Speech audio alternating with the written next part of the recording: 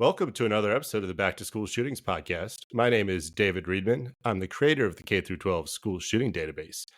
And the guest on today's show is somebody that I was connected with based on a recommendation from Dr. Brian Williams. He's the author of The Bodies Keep Coming. He's a trauma surgeon, and I had him on a previous episode of this show. And he recommended the CEO of a group that he's working with. So the guest today is Dr. Margaret Heldring. She is retired from the University of Washington Department of Family Medicine, where she was a clinical faculty member. She's a clinical psychologist, and she has been involved in this work for a long time. Right after Sandy Hook, she created Grandmothers Against Gun Violence, and that group has now evolved into a national advocacy group, which is Grandmothers for Gun Responsibility. So, Dr. Margaret, thank you so much for taking some time to talk with me today. Oh, thank you, David. It's a pleasure. Can we start by talking about where you were back in 2012? And I think Sandy Hook was a time that really changed a lot of people's opinions about school violence and guns and violence in general. And what started you on this path to being an advocate in this space rather than a clinician? Yes. Let me make a few comments about my road to that moment, my journey to that moment, because they have bearing on my answer to your question. Yes, I was a psychologist. I was particularly a family psychologist. I worked with a lot of couples, a lot of families, and far too often there were episodes or a history of violence in the family. So I developed a sensitivity to the impact of violence of any kind within relationships and within a family. I then actually left psychology and spent 11 years in Washington, D.C., working on public policy, working in the U.S. Senate, working on a presidential campaign, and then founding a nonprofit. And I mention that because when December 14th, 2012 occurred, Sandy Hook, it was a moment of powerful convergence in my life between what I knew about the impact of violence and the public policy work I'd been doing for over a decade. Literally that day, I was on my way to the 70th birthday party of a friend and was stopped in the driveway. And another guest said, "Have you heard?" And I said, "No, what haven't I heard?" It was a bit reminiscent of 9/11 when my son in New York called, "Have you heard?" And I could tell immediately that we were on the brink of something major. I heard, got the story, and a few days later, with three friends, we were having dinner. We used to have dinner once a month, and the conversation went naturally to what had happened at Sandy Hook and our incredulousness about this, our pain about this. And we realized at that moment that we were each the grandmother of a 6-year-old. And we had a profound feeling of identification. And they weren't our grandchildren, but they were somebody's grandchildren. And being women of our generation, we had a history of being involved in big national events, civil rights, Vietnam War, early days of climate awareness. We said we have to do something. We cannot be silent in this moment. And we just blurted out, Grandmothers Against Gun Violence. It just arose, and off we went. And it's amazing that you talk about remembering the Vietnam War and other points of advocacy, because in that original group, I think that the message was so simple, and it was to show up, to stand up, and to speak up. And I think that we can make things so much more complicated than they need to be. But your philosophy with that group was just that you need to be there, you need to be vocal, and you need to do something. Precisely. That was it. And we were, I would say, genuinely astounded at the response. We got the number of women and men and grandfathers, but primarily we were reaching out to women or were found by women who wanted to use their voices, who wanted to be active, who did not want to be silent and passive when this dreadful thing had taken place, which, as we painfully know, was just kind of the shift to a new era of guns in America. And we have subsequently, of course, witnessed and spoken out, marched, organized against this problem because of the endless, repetitive episodes of gun violence. And then when you have an advocacy group like that, there are things that you can do externally. You can try to, lobby or be vocal to your local elected officials, your state officials, your congressional representatives, people going to Washington. But there's also a lot that you can do within your own community and within your own home. What do you Yeah. see as the role of grandparents from kind of the start of that organization to what they can do in their community and their home? Yes, that is spot on. We think grandmothers, grandparents, our generation can be a bridge between the home and the public square, between what happens in the family and what happens in the nation, because we have a place in both. Grandmothers, particularly, but also grandfathers. I never want to discount grandfathers. Grandmothers globally have a place in their communities and in their families that is one of wisdom, often recognized experience, authority. Uh, we have often heard from our state legislatures now, "Oh, here come the grandmothers. I always listen to the grandmothers." So we knew we had some presence and some leverage within the families. But as I just said, that extends out to the public square, to our public domain. When we show up for lobbying, when we show up for any kind of advocacy event, we are regarded both with a certain kind of um, let's see, what would the word be? Kind of skepticism. Who are these grannies? Who are these old women? Who are these old people? Then they hear us, they watch us come back and come back and come back, and we are begun to be taken seriously. So, for example, when we first started as Grandmothers Against Gun Violence, it was a time where the older woman in our society still carried around a lot of stereotypes, and we were quickly called grannies or grandmas, things that felt kind of diminishing to us. And we said, no, we are grandmothers. We insisted upon a certain seriousness and a certain gravitas because we wanted to be taken seriously. We have a serious message, and we wanted to not have it be filtered through some quaint, charming, outdated idea of who a grandmother is. We like to think that we are the new old. Well, that makes sense because, I mean, every time there's a presidential election, and we just went through one, unfortunately, but Mhm. there's a lot of time and attention goes into the senior citizens vote Right. because senior citizens, fortunately, many don't have to go to work because you're retired, is a consistent voting block of people that are able to get out. And if you can consistently get out to vote because you don't need to go to work, that means you can also consistently get out to be an advocate. Yes. Because when other people, politicians generally work 9 to 5. If you're working 9 to 5, you can't be there in the state house making noise. You can't be there at a daytime local assembly meeting where you're talking about a provision that's going to impact, say, firearm sales in your community. But if you're retired, that is something that you can go and attend.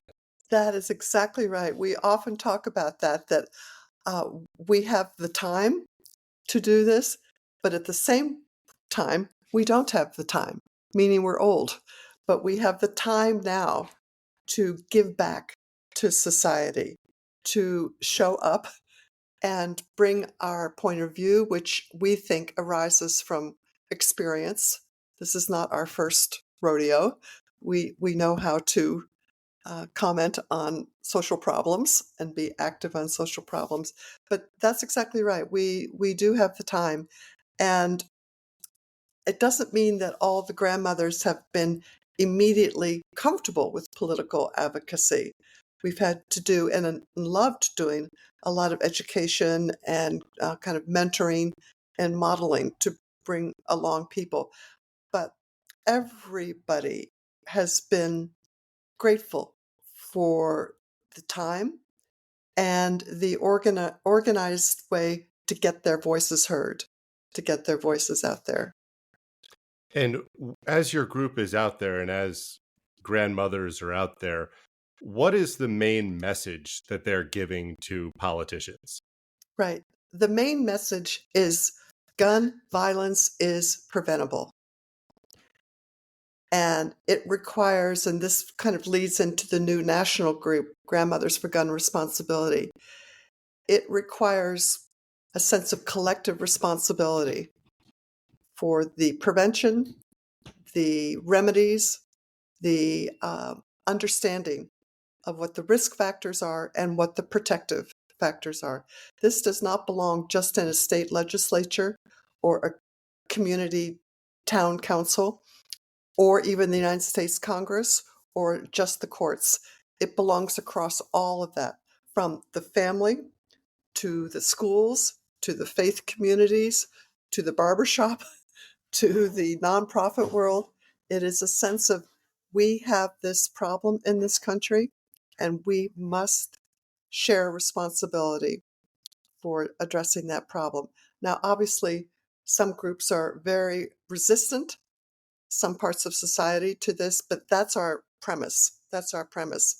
And our role as grandmothers is to speak boldly. That is another a sort of privilege of being older. You get to say what you really think. Also, being retired, none of us is working on building a resume anymore. We're not interested in self-promotion.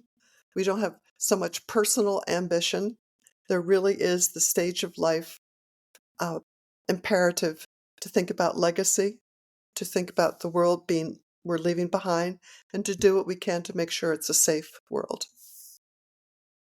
What do you see then as you advocate for gun safety as the common sense things that people can do to have gun responsibility? Right, right. Actually, I'm really glad you asked about safety because one of the things that we have done, Grandmothers Against Gun Violence, we have held over the years conversations that we called a grand conversation. And it is because we're elders, grandparents, that it is called that. But we intentionally bring together people with different points of view.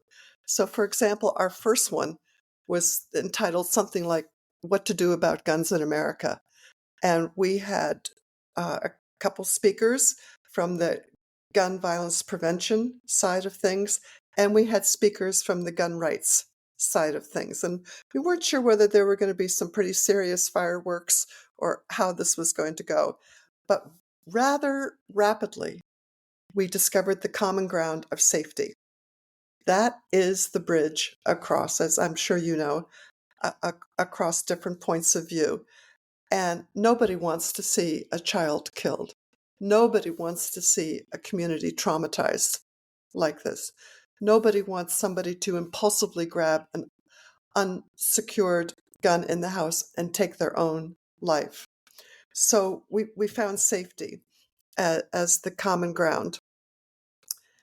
And that has reinforced our conviction that grandmothers, again, in particular, are well positioned to reach across the aisle, to reach across the red and blue divisions, to try to break down some of the bifurcation and polarization in this country around the issue of safety.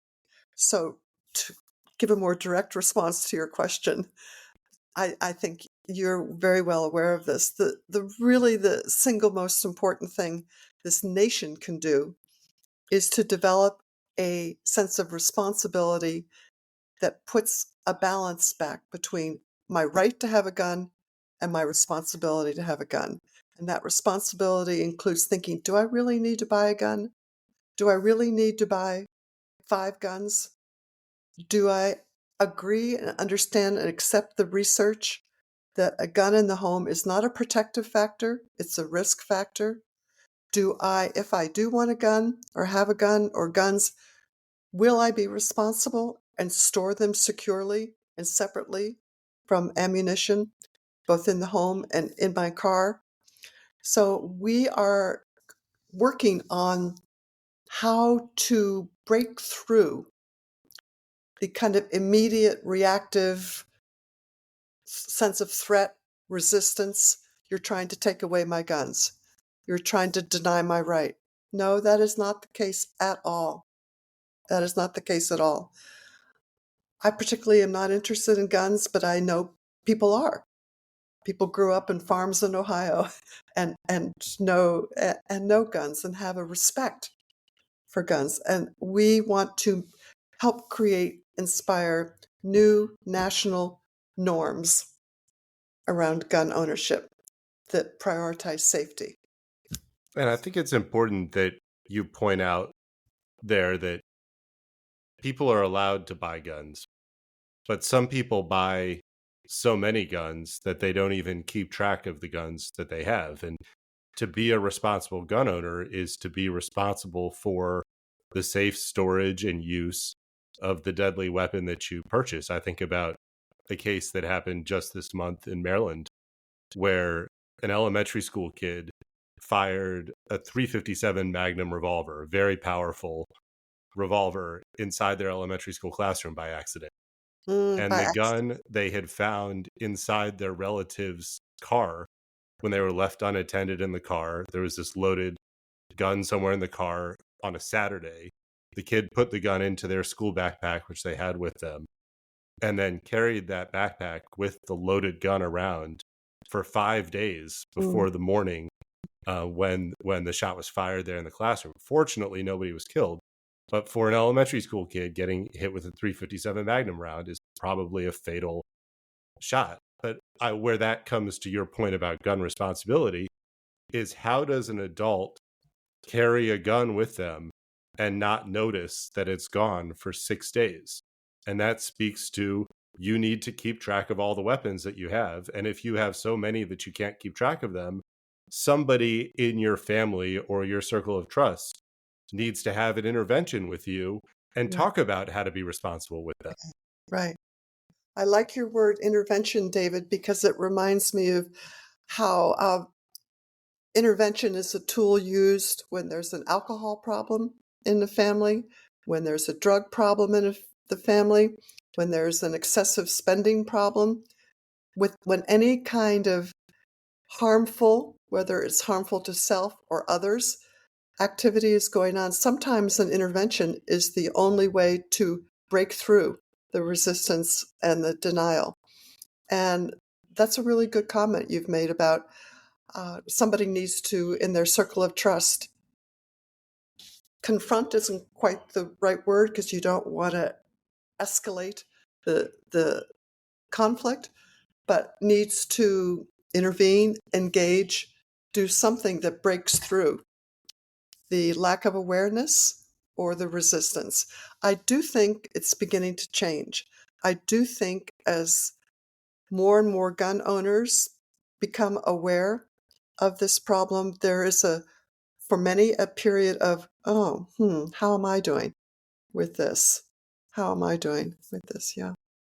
Well, right now we're at a space where obviously there's enormous political division in the country, but that's really evident in state level gun laws where primarily, your blue states are having more restrictive laws, more requirements to carry, more places where you're prohibited to have a gun in public. And strong red states have gone the other direction, where you're removing all requirements at licensing, at background checks. You don't need to have any sort of permit to carry a gun in public or to keep a gun in your vehicle. And in those states, it's very clear that there's not going to be any sort of state level legislation that's passed. There's not going to be any federal legislation that's passed in the next 4 years or probably longer. So if you're in a community in rural Kentucky or rural Tennessee or rural Georgia all of these places where school shootings happen, they happen most often in rural communities in the South and Midwest.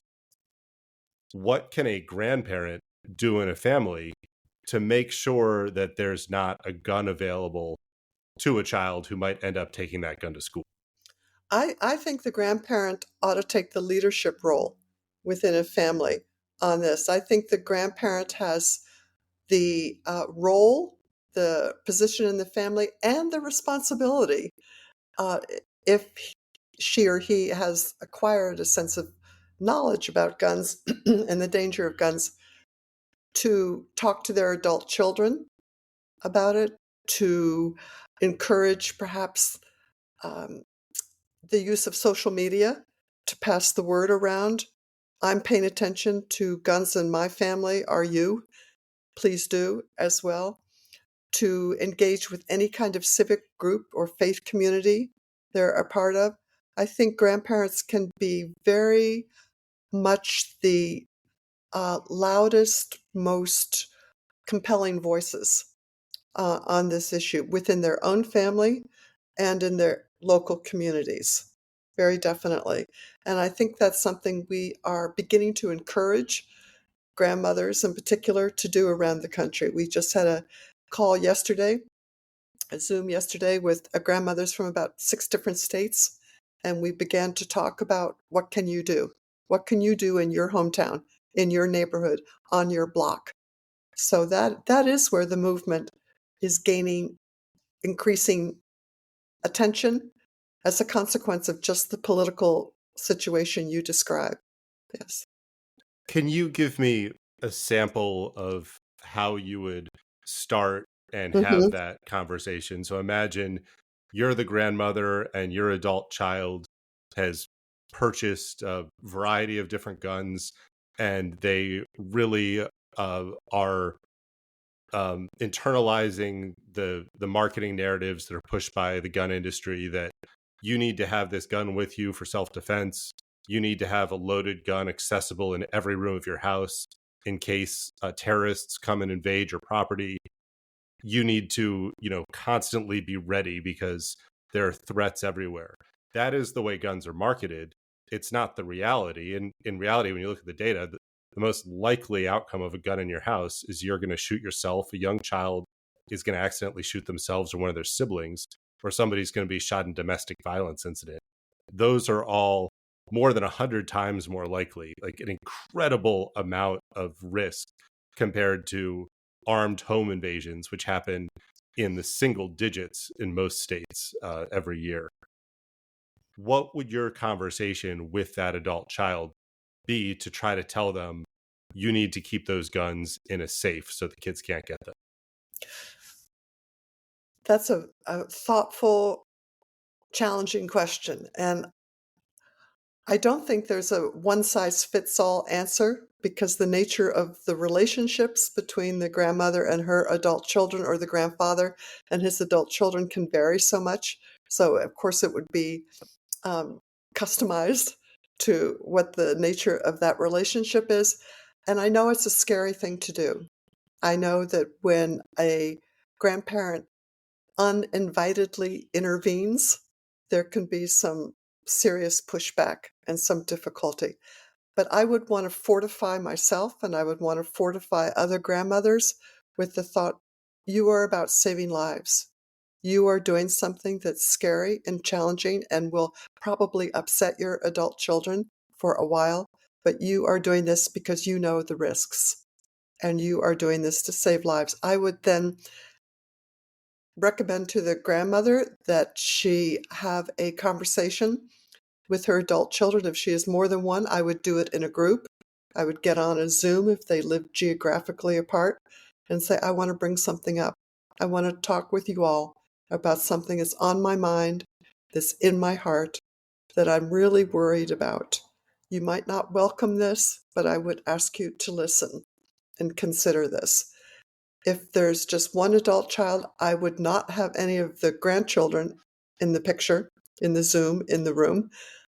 I would, again, take that same approach, predicting a kind of pushback, predicting a kind of resistance, but speaking from your heart. My experience is that when a grandparent speaks from his or her heart, the adult child can tell. This is coming from a loving place. This is not coming from a judgmental, punitive place, and be more receptive. And that's what I would do, is urge them before they bring it up to make sure they are in that heart place. And I don't mean to sound touchy-feely or wishy-washy, but it's really real. When you bring a genuine concern, and the concern is about the possibility of loss of life, you can be strong. You can be stronger than you thought you could be. And these are conversations to have early, and probably earlier than most grandparents would expect, because looking at, so for children 18 and under, firearms are the number one cause of death in the United States. And Correct. it's difficult to tell because records aren't kept well, but there are about 10 times as many firearm injuries as there are firearm deaths. So that means that there are, tens of thousands or hundreds of thousands of kids that are being accidentally or unintentionally shot or shot every year. Right. Within the home, looking at those firearm deaths, the most common age for a firearm death to occur in your house is 4 years old. Mm, Because 4 years old is when a kid is tall enough to get into the dresser drawer. They're smart enough to, or dexterous enough to be able to manipulate the trigger or load a gun or turn off, unclip the safety. And the kids are also exploring and have a little more freedom in the house because the parents, don't need to constantly be making sure they're not, sticking their fingers in the outlet or, right. be watching them 24/7. So Right. out of all of those deaths, 4 years old is the most common age for a kid to either kill themselves or be shot by a sibling. And I don't think the grandparents understand that, like, as soon as you're welcoming your first grandchild into the world, that's when these conversations need to start happening. Yeah. Yeah. You're so right. You're so right. And you're inspiring me to think that while, as I've just said, grandmothers, grandparents have such a potentially powerful role in all of this, and you are right. Day one. It also brings to mind two things. One is the role of the primary care physician, healthcare provider, the pediatricians, and all of this. Having taught in primary care for so many years, I know the load the primary care physicians, nurse practitioners, physician assistants carry. It is a huge load, and I am always so apologetic to add to that load. But that is a trusted messenger in very much the same way a grandmother is. So it would be really interesting to work, and I know the American Academy of Pediatrics is on to this, really work with pediatricians when that 4-year-old comes in for the well child check. This is when you start really doing a deep dive into this conversation. The other thing that this group talked about yesterday that I mentioned that we're actually excited about, this is, we don't have a plan yet, but we have an idea yet, is I think there are a couple children's hospitals or hospitals around the country that when they're sending home a newborn with his or her parents, they often provide an infant car seat. And the question is, would they also provide a lockbox if there is a gun in the home, and make that part of the discharge education process. And Yeah, that I've that mentioned that for have you years, have you? is Yeah. not necessarily when a child is born, but just when we think about the general cost to society of gun violence. The federal government, this would not be a significant cost, No, it wouldn't. should buy anyone who wants a gun safe the nicest safe available. It can have digital fingerprint locks, it can have, you know, any capacity for any amount of guns, because there's no use for a gun safe other than keeping guns in it. There's only so much cash that somebody's going to stack up, Right. in their house. So for a program that would cost, tens of millions or hundreds of millions, that's a drop in the bucket compared to the amount that we spend on treating and trying to prevent Yes. gun Yes. violence injuries. Give people the nicest safe that they ever want.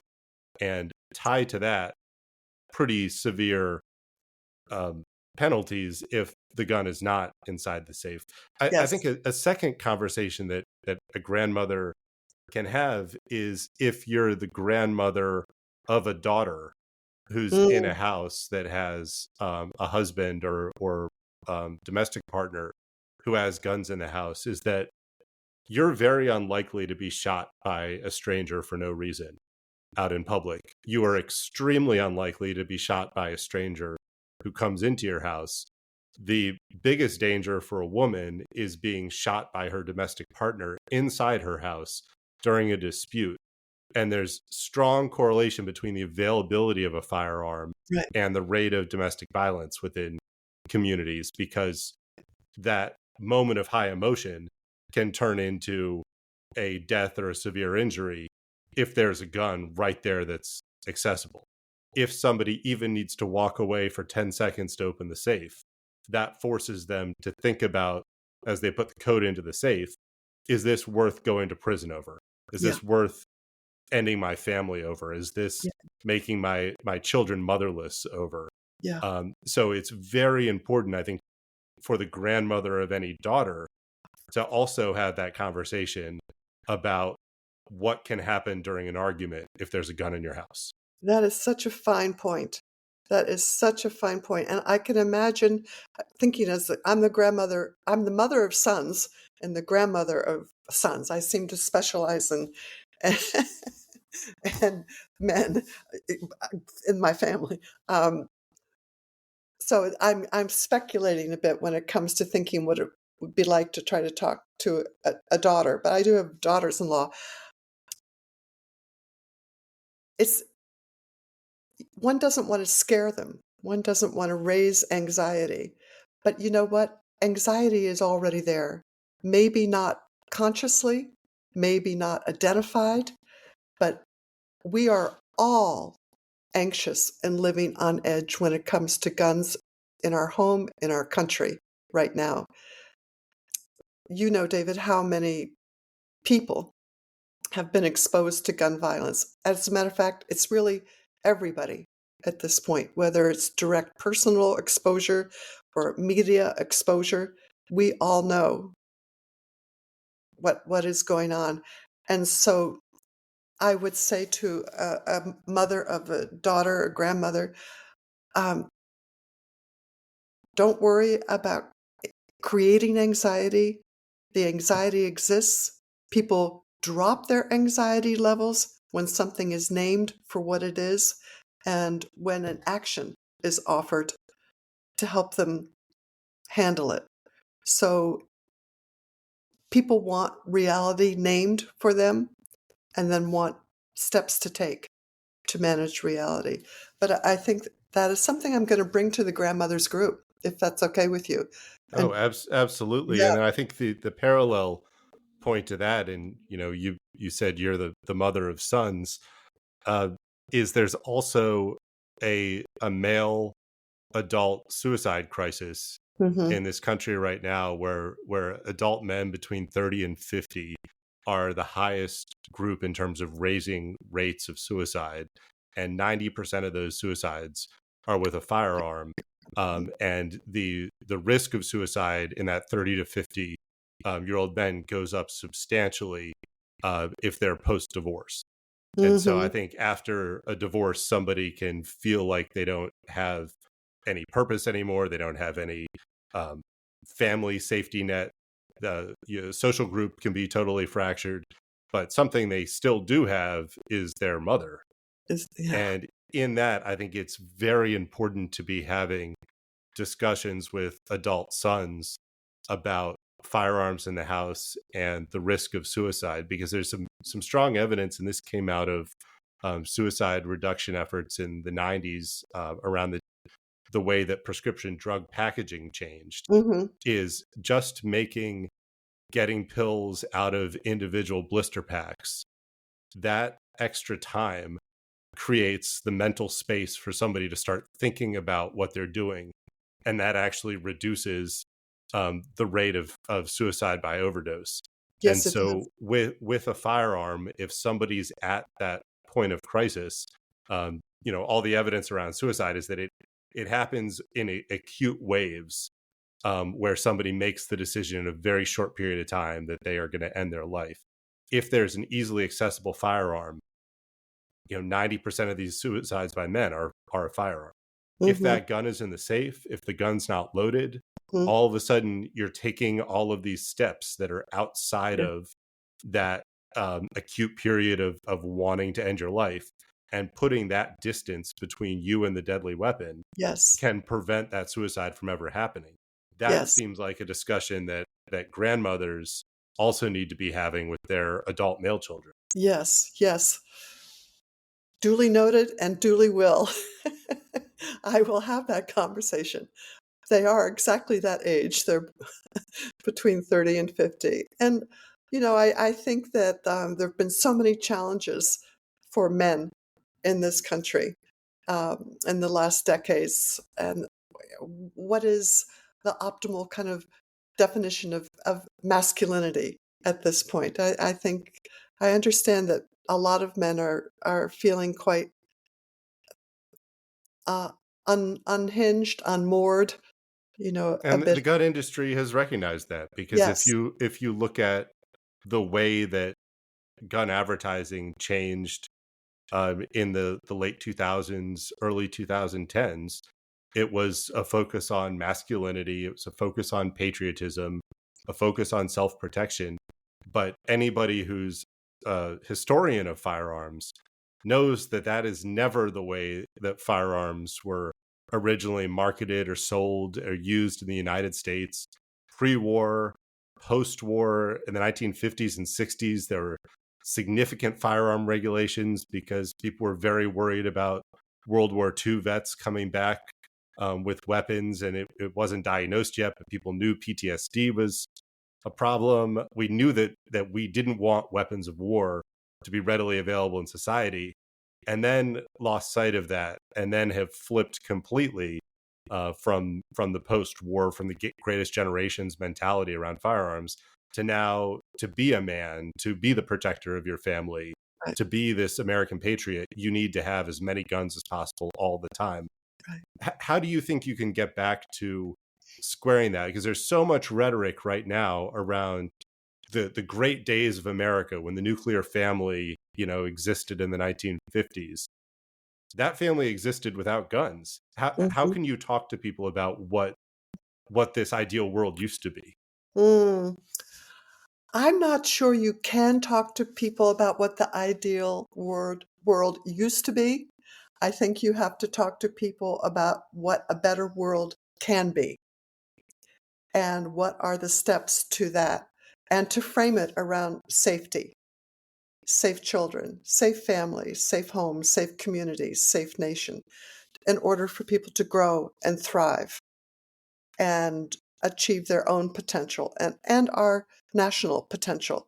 So I think we, especially now when so many people are just devastated about what's happening, we need to do some intentional communications around, you know what, here's how it could be. Here's how it could be. And here's how we can get there. If we all take responsibility for that, if you listen to your grandmother the way the way you should, um, if you connect your action with what could go wrong, you may own that gun with the best of intentions. You may feel confident in your gunmanship, but just as you say, there are moments of impulsivity for all of us. There are moments of heightened emotionality for all of us. And as you say, we have to put steps between those moments, those impulses, and the actions that are literally deadly. And impulses, I often have talked with people over the years about how to manage impulses. They're like waves coming in. I want to have that cigarette. I want to eat that. I want to take that drink. I want to fire that gun. You ride the wave until it breaks. And with guns, we have to break the wave earlier than a piece of chocolate cake, obviously. But taking it's really time for a shared responsibility, collective national communications campaign on education around guns and around gun safety. And that is what Grandmothers for Gun Responsibility is launching in September. We are hard at work on the design table right now because for all the reasons we've been talking about, we know we're good messengers. We know we're credible messengers, and we have a message, and we expect to be listened to. And the message basically is, we can do better. We can do this differently. You can have your gun, but we have a different idea about what that means than we did 5-10 years ago. Yeah. Another group that I think is a key stakeholder for grandmothers is your peers as well, because I think that this gets completely lost in the gun safety debate. Is when is an aging person who's losing some of Yeah. their Yeah. mental or physical abilities, when is it not appropriate for them to have guns in their home anymore? And I think of this from a couple incidents. The year before Columbine in Jonesboro, Arkansas, there were 2 young students, 13 and 11, and they broke into their grandfather's house, and now he was wheelchair bound in very bad shape, and they were able to take all of the guns that were accessible from his house and steal his car and take them to the school to commit their attack. And a very similar situation in Red Lake, Minnesota, where a student who had a lot of issues with violence and a lot of warning signs took the gun from his grandfather and shot his grandfather, and then went to the school and commit a mass shooting at the school. What's a conversation that somebody can have with their aging peers about when to give up their guns, when to get rid of them, when to pass them off to a relative or a friend? I had not thought about that before. I really appreciate that. That's been sort of a neglected consideration, and I will pose that to our group, our leadership, because I think, talk about where we could be credible messengers. It is peer-to-peer, for sure. But it also brings in mind the same as the notion of talking to pediatricians about children, building the kind of wraparound communicators on here. It's the geriatrician. It's maybe the visiting nurse. It is the adult child who comes to visit, who's being responsible in his or her own home with their children, and now as a member of the sandwich generation has to think about. So thank you for that. I don't have a developed answer about Yeah. that right Well, I now. think it's a place of a lot of opportunity, because when we Yeah. think about the United States as being a place where there are 400 million guns in circulation, if there's a way to incentivize people who either don't have who've become too frail mentally or physically to kind of safely have their gun, Yeah. or Yeah. just don't see any utility out of it anymore, that seems like an ideal type of person for a gun buyback Yeah. program. A gun Uh, buyback program. yeah, and a way to Oh, do yeah. something great. Here's a trip to Disney World with your grandkids. If you give up your arsenal, which you don't need to have around the house anymore. I love that idea of kind of an older person's gun buyback program. I'm really taken with the gun buyback programs that then change the steel, the whatever the material is, into garden tools, into a piece of public art. I think that could appeal to a lot of people. Again, if they knew there's something to do Yeah, I about. mean, I think about what's really difficult with an older relative is having the conversation about when it's not safe to drive anymore. Yes, yes. And with my own grandfather, when he was into his 90s and it was really not safe for him to be driving anymore, it did not work to tell him, this isn't safe, because he says, I've been driving since before you were born. Like, I know how to do this.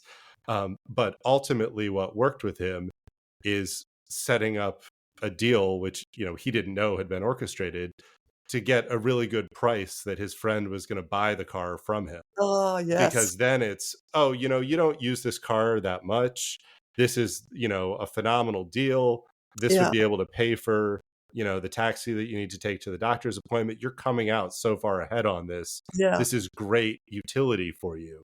Yeah. And that was something that resonated. So I think with any of these programs, there's an incentive. And giving people free gun safes would be a Yeah. great way to incentivize storage, not the crappy Yeah. lock that's $2. Give Right. them the nicest one out there. Right. Get adult children to realize you love your children. You don't want to increase their risk in the house. Right. You love your wife. You don't want to increase the risk of you shooting her or you shooting yourself. And for an adult relative to say, the point of, you don't need the guns that you have anymore. Let's give you a Yeah. really high value way to part ways with them. Excellent. And your phrase, helping that person understand they're going to come out way ahead, and sort of operationally defining what does way ahead mean. It could be monetarily. It could be a sense I did the right thing. It could be approval from other people. I think that could be a very creative exercise to go through, because you're right. You can't just scold somebody into it. You have to incentivize them into change like this. Yeah, great. The Okay. last question that I have for you is of looking ahead, 5 years, say 2030, new presidential administration. We've had a series of elections since then. What would you view as a successful outcome 5 years from now with Grandmothers for Gun Responsibility? We would view success in a number of different ways. One, and this is not self-serving, but I'll explain it, having 10,000 members in this organization. And one reason that would be a success is that means we brought 10,000 people into the movement. And that is one of our goals, is to, there are 11,000 people in this country every day turn 60. There are something like, I can't remember, 52 million people in the country over the age of 60 or 65.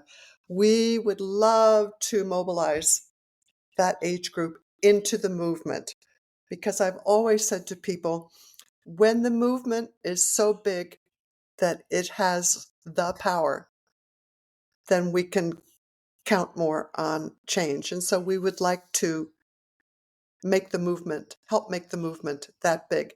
The other thing would be that we see evidence of this newly internalized sense of, oh, I have a responsibility here too. It's up to me. It's not just up to my congressperson or the courts. It's up to me. How to measure that, I'm not quite sure. We would really like to see the gun industry held far more accountable for this. I do think there's some good gun shop sellers out there, but there are also some really bad ones. We are really counting on seeing in that time frame a significant decline in the number of incidental tragedies within the home, because people have taken responsibility for their weapons that are in the home. Yeah. So it's grow the movement, protect the children, change the norms, hold the bad behavioral people, bad guys, more accountable, including the parents, like parents in Michigan, including parents. And to circle back to what you said a few minutes ago, these false marketing notions that guns equal liberty, masculinity, my right, are gone. In the same way that the idea that cigarettes are safe is gone. It's gone. No, guns are a right I have, but along with that right, I have a responsibility. That's where people are.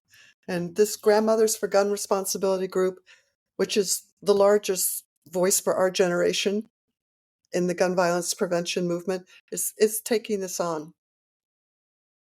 If listeners want to join or get involved in the movement, how can they do that? Yes, wonderful. You can sign up. It's pretty simple. Website, thegrandmothers.org. Sign That's up. simple to remember. I'll make sure it's in the show notes. Thank you. Are there different levels of engagement that people can take? Can they be a community level sponsor? Yes, Can they yes, be what are yes. those different levels? Actually, if I could take a minute to describe, there are different. Absolutely. Thank you. There are different levels and there are different pathways. One of the things that Grandmothers for Gun Responsibility is going to do is engage in traditional advocacy at the local, state, and federal level. But we're also looking into and working with a group called Vision Quilt to use the arts as a tool of transformation, as a social change tool. 'Cause I think there are a lot of older people who maybe even experienced ones from the 60s, but are a little cautious about stepping out in the political world right now, but would be very happy to work on the arts. The third pathway I want to share with you, David, is we're working on what would be called a intergenerational approach to this. We're going to have grandparents and grandchildren team up together to be activists and to be voices and to envision ways to persuade families, neighbors, faith groups to change, to do things differently. So somebody can be involved just by signing up their name, signing up, giving the name. We've just yesterday decided that we're going to ask for, we're going to be a non-voting membership organization. Dues is pay what you can, but we ask for a minimum of $10 because we want to be open to everybody. Adding your name to the movement is a great step. You can also get involved in any one of those three pathways. We are working in the state of New Mexico and the state of Maine right now and looking at other states, just helping local grandparents in those areas work with their state's gun violence prevention agenda. For example, Maine will have an ERPO vote on its ballot this November, and we're pulling together the grandparents in that state. We're not asking them to hop a plane or a train and go to DC or do anything, but right at home, right in your home, in your state, you can make a difference. I think that that is a great place to end and a great path forward where hopefully some people who listen to this will either they themselves enroll or engage, or please send this to a friend or a relative who has the time and space and interest and commitment to this cause. So, Dr. Margaret Heldring is a retired clinical psychologist. So, somebody who has the chops to actually talk about this problem, talk about how to have the conversations, talk about how to change the narrative and change some of the thoughts around guns and behavior. I hope that your vision will come true, and I will be doing whatever I can to increase the visibility for your organization. David, thank you very much. This has been a delight to have a conversation with you. And thank you for all the work you do highlighting what's going on in this country and highlighting what people are trying to do about it. It's a tremendous contribution. So thank you. Absolutely. We are only going to get there together. That's it. That's it exactly. And Okay. I'll leave it with this: Okay. show up, stand up, speak up. It can be Exactly. that simple to bring some major social change. Right.